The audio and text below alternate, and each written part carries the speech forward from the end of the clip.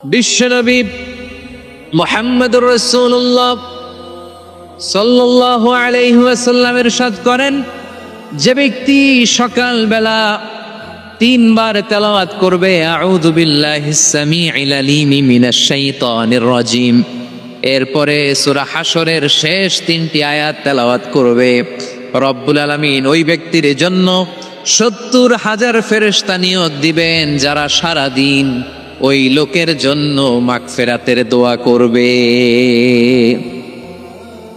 শুধু এখানেই শেষ নয়, বিশ্বনবী ফরমান ওয়া ইন মাতা ফি যালিকাল ইয়াউমি মাতা শাহীদান, ওই দিন যদি ওই ব্যক্তিটা ইন্তেকাল করে সে শহীদ হয়ে কিয়ামতের দিন আল্লাহর সামনে দাঁড়াবে।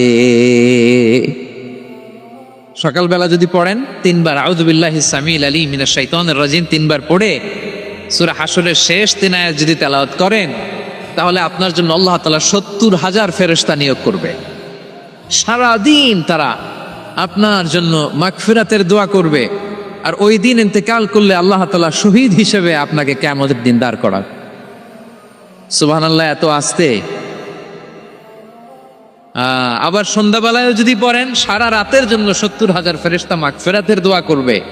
ওই রাতে মারা গেলে শাহাদাতের মৃত্যু নসিব হয়ে যাবে। এজন্য এই দোয়াটা পড়ার দরকার আছে না নাই? আযকারুস সাবাহি ওয়াল মাসা, সকাল সন্ধ্যার যে জিকির, এই জিকিরের অন্তর্ভুক্ত করে নেবেন এই ওয়াজিফাটা।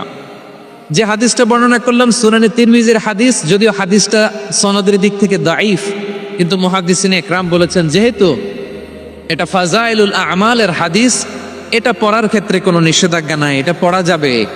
সকাল সন্ধ্যা যদি সুযোগ হয় এই ওয়াজিফাটা যেন আমরা পড়ি। এই তিনটি আয়াতের ভেতরে আল্লাহ তাআলা তার ১৪টি গুণবাচক নাম উল্লেখ করে দিয়েছেন। কয়টি? আওয়াজ করে বলেন তো, যারা শুনতে পেয়েছেন বলেন, এই তিনটি আয়াতের মধ্যে আল্লাহর কয়টি সুন্দর সুন্দর গুণবাচক নাম আছে বলেন তো? কয়টি? সবাই বলেন কয়টি? ১৪টি গুণবাচক নাম, চমৎকার চমৎকার নাম। যে নামগুলো যদি আমরা আজকে পড়ি, শুনি, জানি, আল্লাহ তাআলা সম্পর্কে ব্যাপক ধারণা, ইনডেপথ, আমার রব সম্পর্কে ইনডেপথ নলেজ নিয়ে আজকে আমরা ফিরতে পারবো ইনশাআল্লাহ। বলেন সবাই। আসুন আমরা আল্লাহ তাআলার এই চমৎকার চমৎকার ১৪টি নামের ব্যাখ্যা বিশ্লেষণ আজকের এই তাফসীর ময়দান থেকে জানি। প্রিয় ভাইয়েরা, আল্লাহর অনেক সুন্দর সুন্দর নাম আছে, আমাদের উচিত এই নামগুলো দিয়ে আল্লাহকে ডাকা। ভাই, তোমরা যদি ড্রোন একেবারে আমার মাথার সামনে নিয়ে আসো তাইলে হবে? একটা নিরাপদ দূরত্বে রাখতে হবে, এই ড্রোনের সাউন্ড যেন আমি না পাই। সেফ জোনে থাকতে হবে, দূরে থাকো।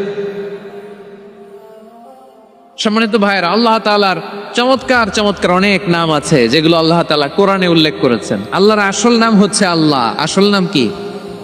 সবাই বলুন, আসল নাম কি? কি মাঝখানে কি সমস্যা? এই ভাই যদি না দাঁড়ায়, ওই যে মহিলা প্যান্ডেলের বোনরা তো দেখবে না। ভাই আপনি একটু বসেন, মাঝে মাঝে একটু দাঁড়াবেন। ঠিক আছে, ঠিক আছে।